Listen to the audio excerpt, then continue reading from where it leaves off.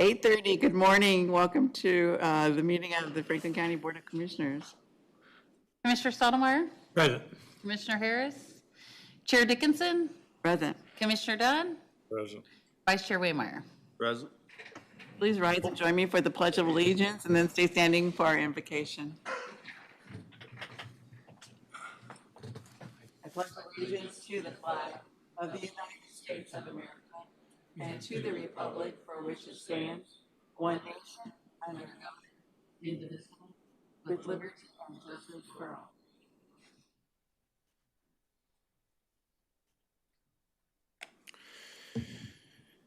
John 8, verse 12, I am the light of the world. Whoever follows me will never walk in darkness, but will have the light of life. Lord, as these men and women join together in leadership of this county and the decisions that they make, Lord, which will make an impact, pray, Lord, that this body will follow your light today, that your wisdom will be granted to them, that you will bless, Lord, our county, bless these folks here and the folks represented, and pray that you would make all things in accordance with your holy and sovereign will, that all things would be done to glorify and honor you. And I pray that each one of these men and women who make decisions today would do so knowing that all things are in your hands and to trust. We ask that you would bless them and keep them in your name. Amen. Amen. Thank you. Correspondence and organizational business. Oh, ma'am. All right. Public comment? Nope. Nope. Okay. The consent agenda today, there's two items.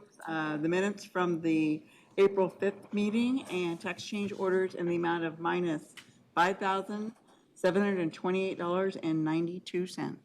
Motion to approve consent agenda? Second. Commissioner Stottlemyre, Yes. Commissioner Harris, Yes. Commissioner Dunn, Yes. Commissioner Waymire, Yes. Chair Dickinson. Yes, and our only order of business is to consider for approval entering into a coroner's agreement with Dr. Bud Ransom. Yeah, thanks, Ian. The agreement is attached and it speaks for itself. Dr. Budd has been our coroner for a long time. Our most recent 4-year agreement expired last year. He is still willing to do it, and I'm thankful that he is, because coroners are really hard to find. Certainly will answer any questions that you would like. This does represent an increase. During our last 4-year agreement, which started in February of 18, the amount was $26,400. This amount is, I believe, $36,000, so it is an increase. But when you consider that autopsies are $2,100 a piece, it doesn't take very long to make that gap up. And while Dr. Budd still does order some autopsies, we know that he's able to do a lot and saves the county a lot of autopsies. So we will be saving money for as long as he is willing to do this. So any questions about the agreement itself? I didn't realize it was for the 4th Judicial District, not just Franklin County. So do we pay all of his expense even though he covers 4 counties? We do, but there are other like deputy coroners in other counties, like Anderson has one. There is a family practice in Burlington that does it down in Coffee, and they are getting paid by those organizations. So Dr. Budd does have to answer like difficult questions on behalf of events that happen in other counties, but So he does not have to go out He to all does those not. counties? Yeah, awesome. It takes a special certification, and likely our other options, nobody around here has that, would be to get somebody out of the city. So beyond dollars and cents, I think what we lose is that trust the community has with familiarity of somebody from the community making calls or maybe judgment calls or just that trust in them being the official. yeah.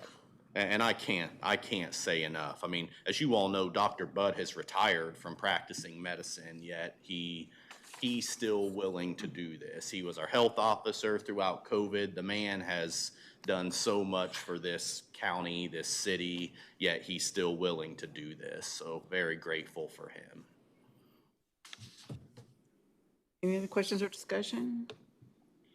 If not, an affirmative motion would be, I make a motion to approve of entering into the coroner's agreement with Dr. Bud Rantham. So moved. Second.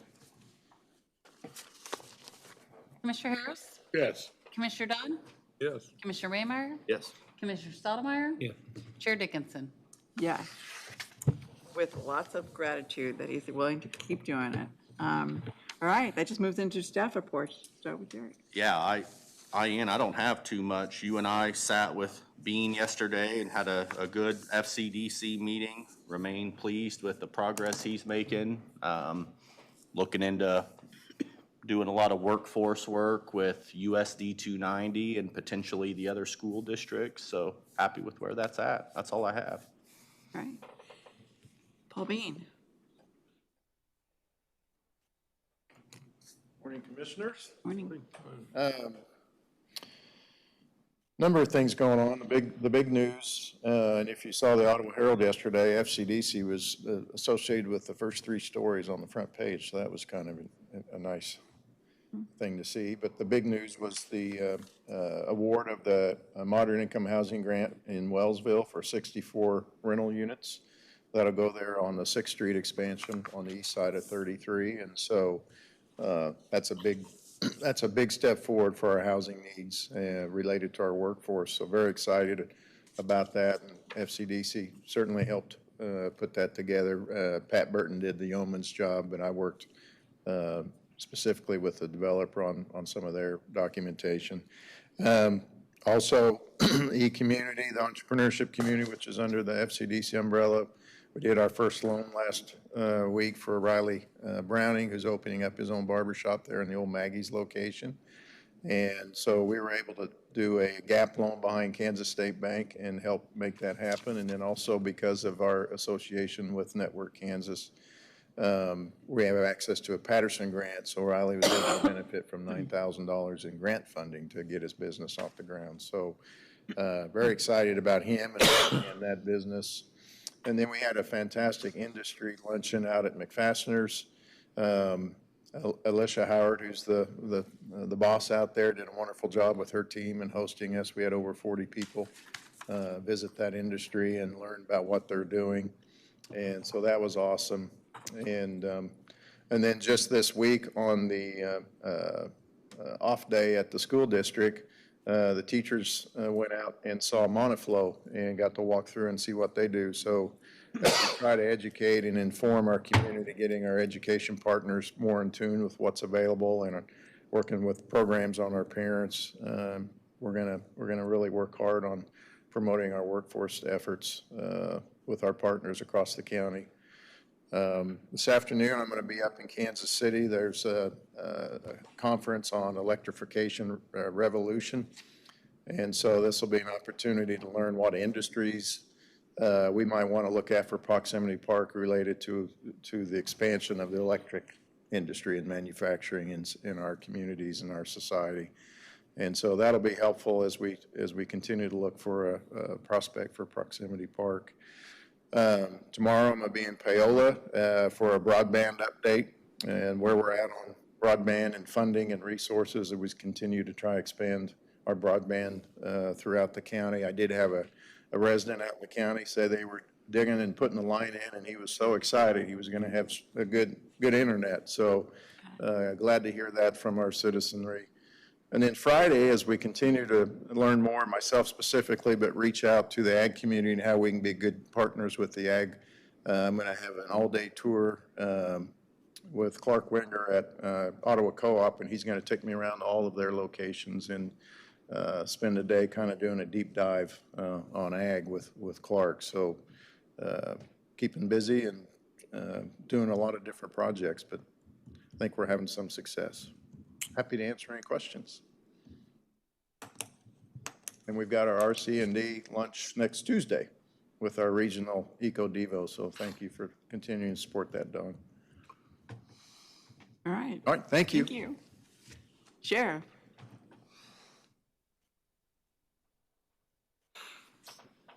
Good morning. First, I want to say thank you for renewing that contract with Dr. Ransom. Aside from what most people would see him do, we rely on him in a lot of our death investigations.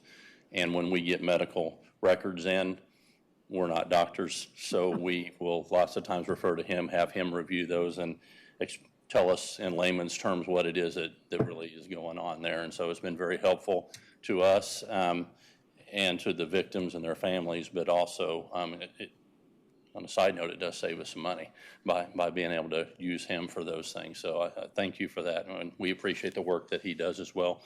Also, this is Telecommunicators Week, and so we just want to publicly say thank you to our dispatch center and let them know that they are appreciated, not just, the other 51 weeks of the year too, but they get this week here specifically to honor them, so we thank them for that. And then last thing I have is that last week I was out of the office. I was invited to participate in a Department of Justice working group out in Washington, D.C. on officer safety and wellness. They had 50 of us that went out there. As it turned out, the undersheriff from Miami County was also a part of that group, and a lieutenant from Belton. And so our region was represented pretty well in that. And we were discussing a safety and wellness program that will kind of take things to the next level. It's not just going to be for law enforcement, but it's a program it is called Safer Together, and it will be partnering law enforcement and community members and getting the community more involved in that, so that it will help society as a whole, we believe.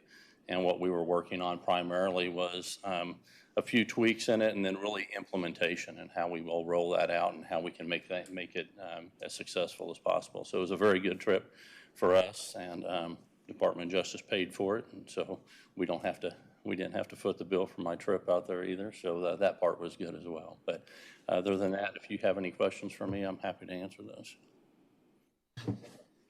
Thank you. Thank you. Dustin? No? All right.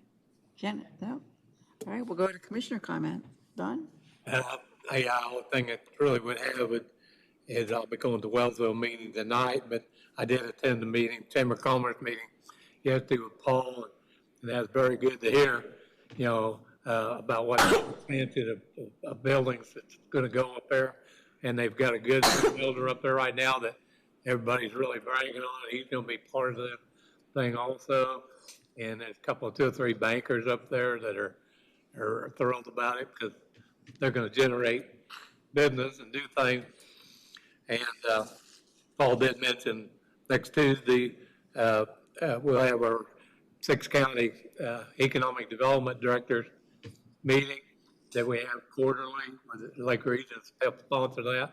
And I told Paul, he must have told them at Nagoya, they've completely, they must have knew he was coming. They've completely remodeled the store and redid the outside, painted it, fixed it all up. So I wondered if he had anything to do with that. So that's all I have. I don't have a cigar. Well, I went to the McFastener's luncheon, well attended, just like Paul said, and they do international stuff. I didn't realize it. I knew they did a lot of stuff around the world, but when you do all the airlines around the world, it's pretty amazing. And that's all I have. Yeah, I went to the luncheon also, and I had no idea. McFasteners had no idea what they did out there. But when you think about the fact that when your plane lands, chances are McFasteners bolts are holding that landing gear onto your plane wheels. So, and then when I told my grandson that they work with NASA, and he goes, NASA? That's pretty awesome. I also went to the Chamber Coffee for e-commerce that was held at Cornerstone Market, and then the SCDC board meeting continued to work on maybe some updates to the bylaws. And then last night I was to the United Way board meeting and met the new CASA director. Real excited about her and what she can bring to the table for that. So hopefully that will be a really great fit for that organization. Her name is Jamie Needham. Got some experience in the nonprofit sector. So we do have a commission meeting next week, but we will not be having, I'm going to assume 2 weeks from today, We will not be having a commission meeting because 3 of the commissioners will be in Hayes. So just to put that in your head that we will not be having that commission meeting. So I thought it was the week after. not next week, but 2 weeks, so 2 weeks from today, right? That's what I said. Okay. So we will be here next week, but not in 2 weeks. And if nothing else is to come before the commission, we are so awesome. I want to congratulate Joanne Bishop for the newsletter, quarterly newsletter. It was a really nice Yeah. publication, I guess you'd call it. A lot of and information. A lot of information, and it showed people that made significant contributions to the county, like the 2 men that got their CDL and that sort of thing. So I thought that was a nice publication. So move. I will add that we do, as commissioners, appreciate our telecommunicators, our 911 operators as well. That's after the adjournment, but we still appreciate